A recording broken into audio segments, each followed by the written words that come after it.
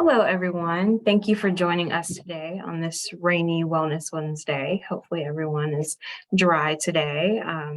So today we'll be talking about pelvic floor dysfunction, and today we have Rachel Selman, a physical therapist, and she works with physical therapy and balance centers in Pineville. And so she'll be talking to you today more about solutions that you can implement with Parkinson's. And so I will allow her to introduce herself here. But just one housekeeping thing, we will have questions and answers at the end. And so if you have any questions throughout the session, feel free to drop it in the chat box and we'll have that session at the end. Thank you. So hi, everyone. My name is Rachel Selman. I have my bachelor's in chemistry from Georgia Tech and then my doctorate in physical therapy from Mercer. I just moved to Charlotte in October, so I've not been here very long, but it is great here minus the weather this week. So that said, I had a presentation for you guys, but our internet at the clinic is out today, so I can't share it with you just yet. But we will be sending it to you guys afterwards so that you can reference it. And then this will also be recorded so that you can go back and listen to it with the presentation if you want to do that. So that will all be available to you after this is done. So that will come your way soon. So don't panic if you feel like it's too much information. You can always go back and kind of look at it in retrospect. So I have been treating in physical therapy now for 7.5 years, and I've been specializing in pelvic health specifically for about 5 years. I started in general orthopedic world, kind of what you probably think of as traditional physical therapy, and now work in a lot of pelvic health cases. So I work a lot with urologists or OBGYNs and things like that. So a lot of what I treat now are situations where patients might have leaking, whether it's bladder or bowel incontinence. I treat patients who have what's called urgency, meaning that you basically, as soon as your bladder fills, you have to get to the bathroom immediately. You don't have the ability to delay that. I also treat frequency, meaning that you are having to go to the bathroom too frequently, which we'll talk about in a little bit, and nocturia, which would be getting up regularly during the night to go to the restroom, which is something that we see quite a bit with Parkinson's diagnosis as well. So my main job today is kind of just teach you a little bit about the pelvic floor, what it is, what it does. If any of this kind of sounds familiar or something that you think that you would like to work on, just let us know and we'll be happy to get you into the clinic and get some of that taken care of for you. So let's do a little intro first on the pelvic floor, what it is, what it does. There are 13 muscles in the pelvic floor. That's a lot. Women have 2 more muscles than men. So we have a little bit of extra bladder support and one little different muscle that kind of helps hold uterus up with childbirth, things like that.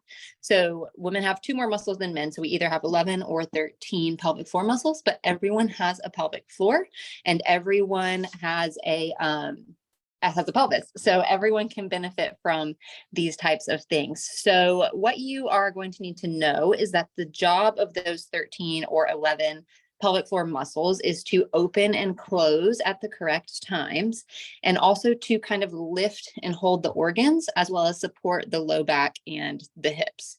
So lots of kind of jobs of these pelvic floor muscles, but a lot of that plays into symptoms that you may also be experiencing with Parkinson's, because sometimes the muscles don't work exactly the way we would like them to.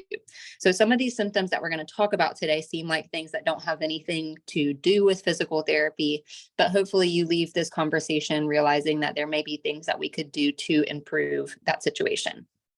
So the first thing I want to talk about is incontinence, which would be any kind of leaking, whether it is bladder or bowel.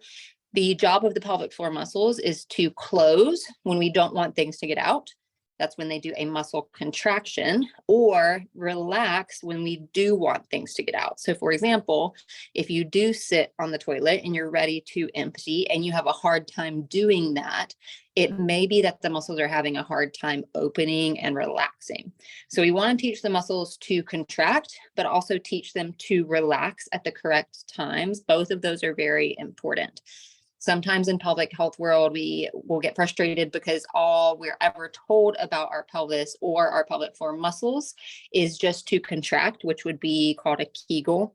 Most people know Kegel and only know Kegel. They don't know anything outside of that. So I do have patients that need to work on a Kegel or a muscle contraction, but I also have patients who have a hard time relaxing, which would be opening the muscles. So if you deal with things like chronic constipation, difficulty emptying the bladder, like maybe you sit down to empty the bladder and you get kind of like halfway done and then you stand up and you think, oh, maybe I didn't get all of that out, I'm going to sit back down and try again.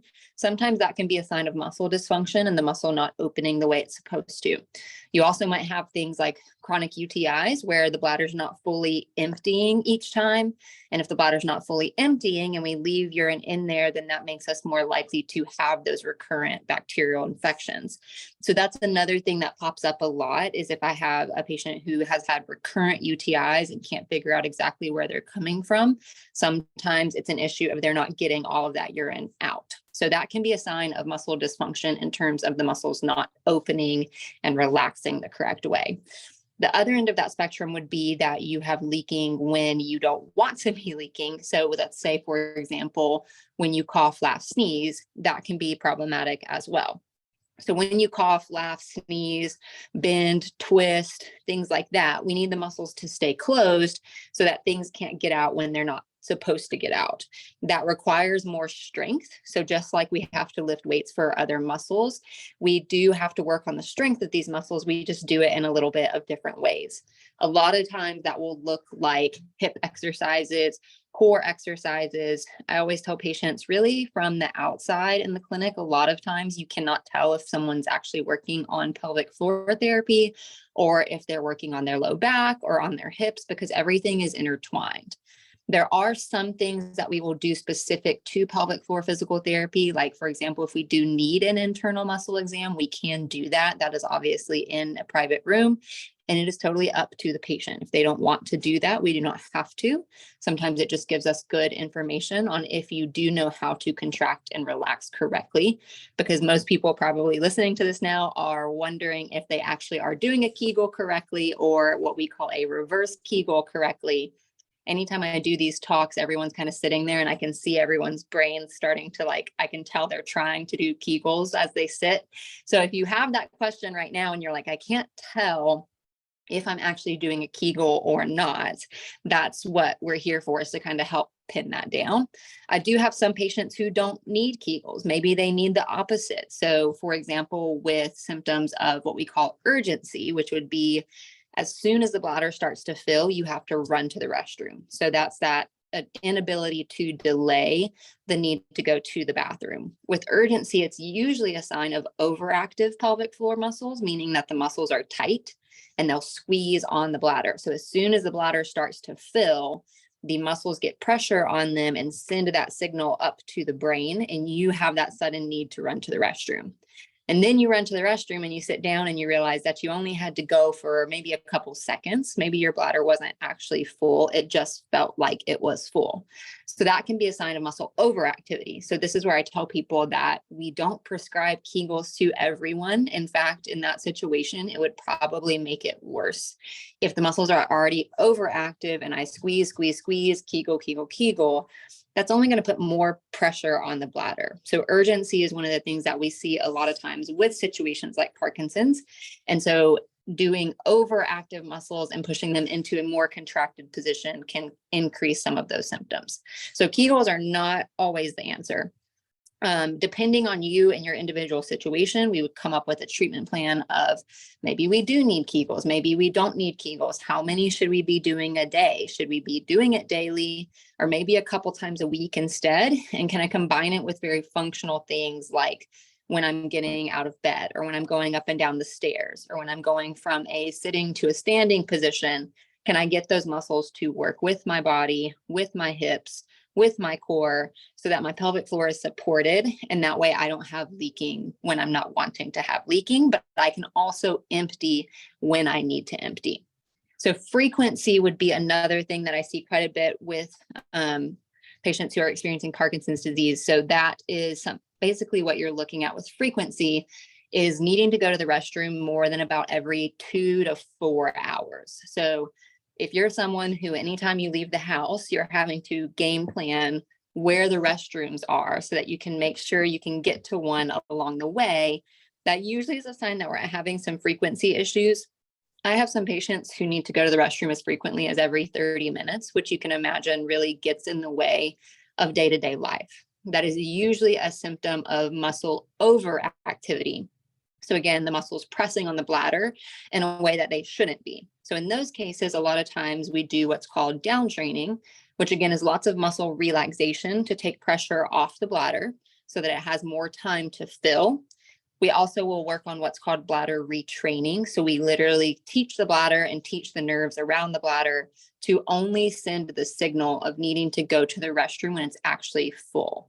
The bladder is very temperamental. I have this really cute little graphic that you'll see eventually in your presentation of the bladder, and it has a little crown and it's bossing all of the other organs around because the bladder likes to take control and likes to kind of run our life. So sometimes we have to teach the bladder that it is not in control. And I know I just went to the bathroom 30 minutes ago. I shouldn't need to go again now. And can I override that signal to teach my nerves not to send that signal until the bladder is actually full? Now, if it's been 4 hours, yes, we want you to go to the restroom. But if you went to the bathroom, let's say we call it jicking, so just in case peeing. So let's say you did a jicking situation before you got in the car, and then you get in the car and you drive for 20 minutes and you have to pull over to go to the bathroom. That is usually a sign of frequency and overactive muscles or an overactive bladder, which you'll hear as a diagnosis as well. So overactive bladder syndrome can cause some of that. And we see a lot of that with Parkinson's because of the bowel and bladder changes that happen with that diagnosis. So that can be something that we can treat as well. Frequency can also turn into what is called nocturia, which would essentially be waking up multiple times at night to get up to go to the restroom. Patients that I've treated in the past with Parkinson's do already have difficulty with sleeping.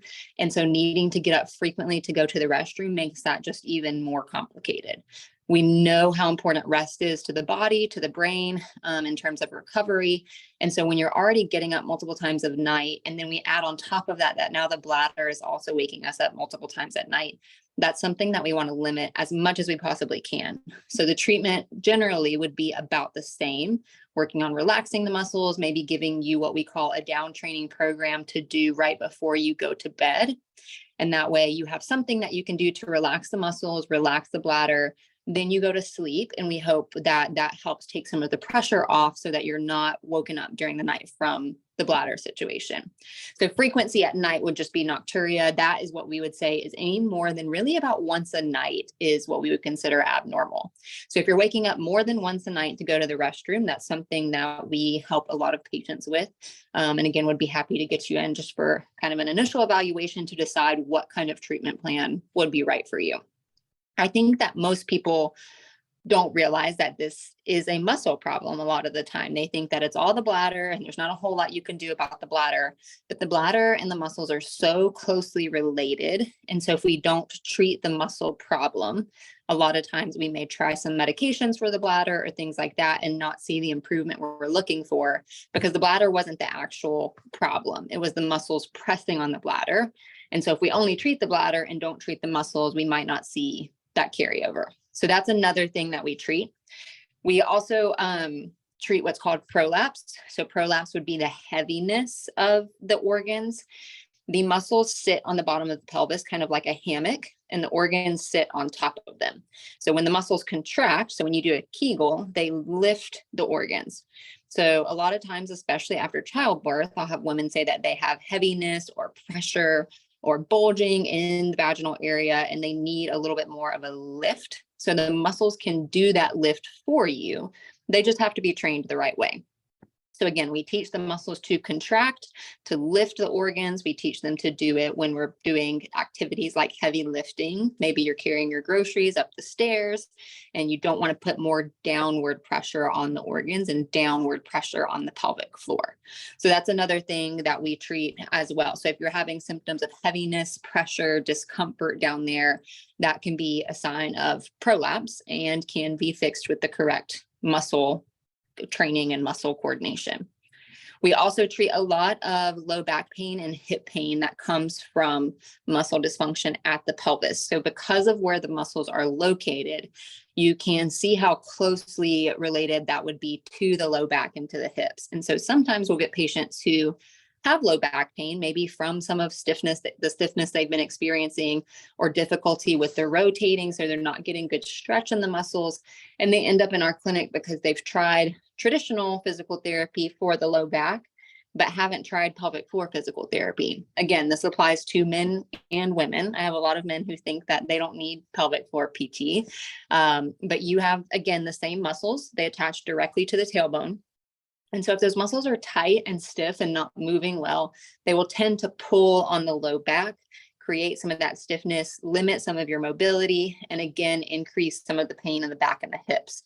So even if you've tried traditional physical therapy before and didn't see the results that you were looking for, it may be something that you needed a pelvic health specialist to kind of take a look at the pelvis and not treat it as a low back case or a hip case. So that's another thing that we'll see quite a bit of, and another thing that can be very individual to the experience with Parkinson's disease. So lots of low back pain, hip pain, urgency, which again is that feeling of needing to go immediately. With urgency, I also see a lot of patients who will notice urgency when they exercise. So let's say, for example, you're doing an exercise class, you go to the restroom right beforehand. As soon as you start your exercise class, you feel like you got to go to the bathroom again.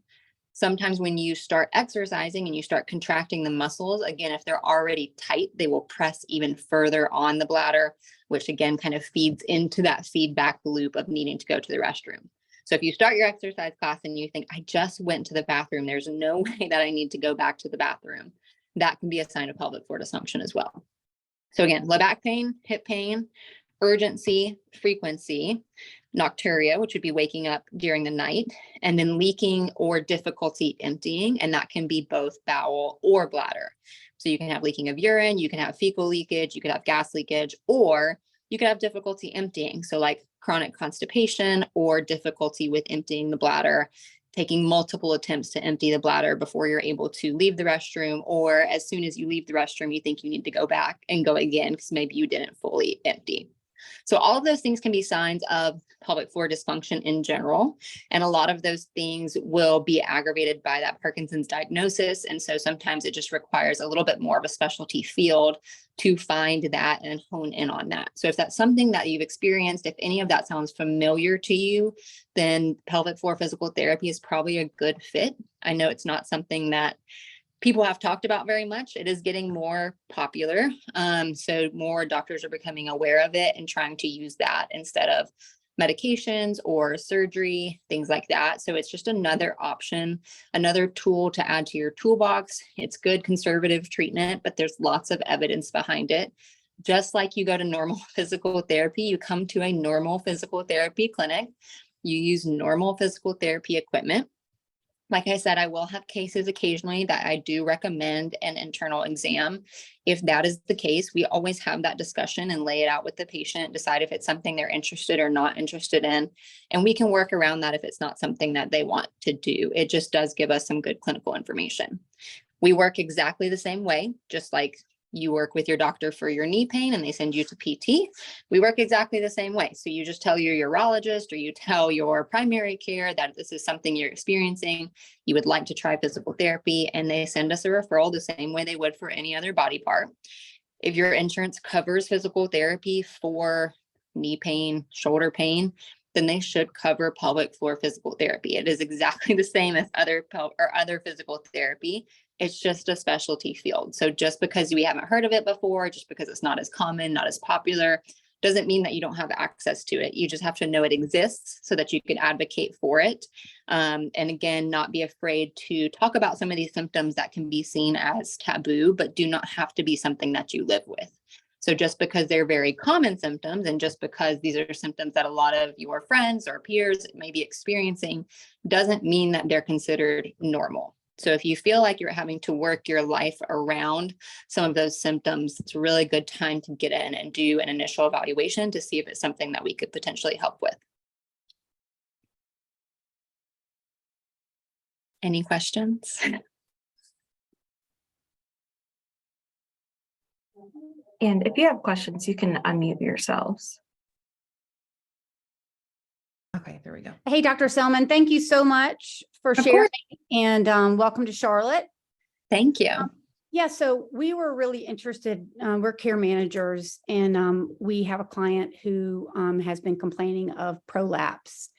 And so we didn't know if the first thing, we initially we thought, well, the first thing she needs to do is see like a urogynecologist. Mhm. But from hearing what you're talking about, should we see you first instead? So I think either option would be fine. I do think it's important to note in these situations that because pelvic floor physical therapy is a relatively new intervention, it's just something that's, again, recently become more discussed and more popular. We've been here for a long time. Of it hasn't been talked about. And when you don't know it exists, it's hard to advocate for it. So with urogynecology, I think for most people, it just depends on the urogynecologist on whether or not it's something that they will recommend. Because it is a quote unquote newer intervention, sometimes if their training is older or they haven't been with the most recent research, then they may not realize it's even an option. So again, I'm not putting that on them in terms of saying that they're being negligent by not referring. It just may not be something that they're completely aware of or understand that we really can treat. From a research perspective, we know that conservative treatment, physical therapy, responds or treats most grade 1 through 3 prolapses. So there's 4 grades. The 4 would be the complete prolapse. Grades 1 through 3 just are varying severities of prolapse. And from the research that if it's anything from a grade 1 to a grade 3, it should respond well to conservative treatment. If it is a grade 4, then that's where we would recommend a surgical consult. But most people fall somewhere between a grade 1 to a grade 3. And if they do come into physical therapy first, if I do an exam and I think, maybe this is a more severe case that we would want to definitely be back and forth with a urogynecologist, and I'm happy to refer them as well. The good news is state of North Carolina does not require a referral to physical therapy. Many states do. It does depend some on insurance. So Medicare usually still requires a referral. Anything federal will still require a referral. Anything private does not for North Carolina. So that kind of can change things as well. I'm never against working in conjunction with urogynecology for sure. I think that outcomes are typically better if we attack from all angles. But especially just with how things are right now, I can usually get people in a little bit faster. So it lets them kind of start working on it. And maybe they make an appointment with the urogynecologist and it's not for another 2 months, but by the time they go see them, they've been doing physical therapy for 2 months and they can go see them and kind of say it's better, worse, or the same. The other thing about prolapse is there's lots of options for external support. So again, with prolapse, you're thinking that heaviness, that pressure. There are what are called pessaries that you can actually insert internally to help support the organs. I explain them kind of like an ankle brace, but for the pelvic floor. And there's external supports now that are becoming more popular where you have, you literally can search for prolapse underwear, where there's support brace in the middle of the underwear that lift from the bottom. Most of the women's health, pelvic health braces that have been out there do a really poor job because they squeeze at the abdomen. And I tell you, think about a tube of toothpaste, you don't want to be squeezed at the abdomen. That puts more downward pressure. So you need something that has a splint in the middle, but those are readily available over the counter. So those are you can search for today and go ahead and hopefully get some relief and then work to kind of decide what route you want to take. Again, if I have a patient come in and they have not seen a urogynecologist, when they come to see me, I'll always do my exam. And if I feel hey, let's get this in conjunction with urogynecologist, then we do that. If I feel it's something we could treat conservatively, I'll give them a date and a timeline of okay, let's treat this for 2 months. And if it's not better by then we'll refer to urogynecologist and go from there. But for the most part, the first step of approach should be physical therapy. So even if you go to see the urogynecologist, that should be one of the first things they recommend, unless they feel it's severe to the point of needing surgery. Well, she's already seen a couple of gynecologists and now then they moved here. I'm just thinking maybe her regular primary care could refer to you. Yep. A lot of times with primary care, they can absolutely refer straight to us. That's not a problem. Again, it's just that there's some providers that don't realize it's an option. So she may have to go into primary care and say, I would like to try this. Could you send a referral on my behalf? Okay, perfect. It may be something that her doctor says, I've never heard of that. And that's okay. That's how we start educating. And I tell patients all the time, hey, when you come do this and you feel better and you go back for your follow-up, I just tell them, let your doctor know that this worked for you, so that when they go treat the next person who has the same exact problem, it's something on the forefront of their mind that, hey, let's try this first. Why not try the conservative option first? If that doesn't work, then we'll go from there. Okay, thank you. You're welcome.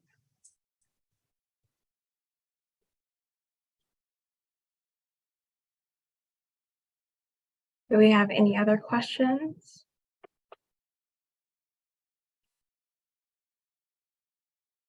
And again, you can come off mute. You do not have to use the chat box. I was just wondering what the cost would be for a consultation if we didn't want to. I have Medicare, and if in case they wouldn't refer me, but I'd be worried about it anyway. Yeah. So if you're trying to seek treatment, if you have Medicare and you're trying to just seek out-of-pocket treatment, it's always kind of a tricky situation. There are some places that you can discuss the self-pay option. It's kind of just on an individual basis. So Deb is our clinic director here at Physical. I will say we're in network with Medicare. So if you have Medicare, my recommendation would be try and get the referral, because then it should be covered at 100%. Our self-pay rates, I believe, are $110 for the initial evaluation, and I believe $90 for follow-ups here. That would be your out-of-pocket cost, but there's a lot of funky rules with doing out-of-pocket with Medicare, because they're going to want you to find an in-network provider. So I would try to just especially if you have with the portals now online that you can do a lot of your charting online, a lot of times you can send a message and just say, "Hi, I'm interested in trying this. Could I get a referral sent to physical therapy and balance centers?" And they'll usually send it on your behalf. So I would try that, because if you do have Medicare and they can send a referral, then it should be covered at 100%. So that way you don't even. Thank you very much. You're welcome.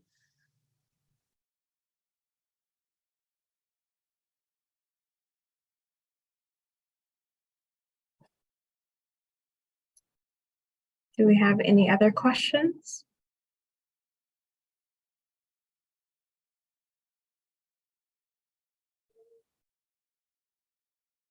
And let me check the chat box just to make sure. Okay. Okay. Well, I don't have any questions. I think you did a really good job of going through all of that. You shared some things that I had no idea about. So, and you're getting clapping hands from Melissa. Thank you. Rachel, what is your fax number for a referral to be sent over? You know what? Let me find that for you really quick. You would think I would know this by now, but I am. Okay, the fax and phone number aren't on the website. Oh, well, that's not helpful, is it? Here. Okay, so let me find it for you really quick, and that way you guys have access to it. You know, I might be able to. I have it. I have it. Okay. I was about to say. So I'll the put clinic this fax away. here is 980-301-9306. And then our phone number here, just in case if you ever want to call and talk things out or hash things out, it's 980-237-5987. Thank you. And again, when you call, you might get Deb. Deb's the clinic director, so she's here most of the time. So if it's not me that answers, it's probably Deb.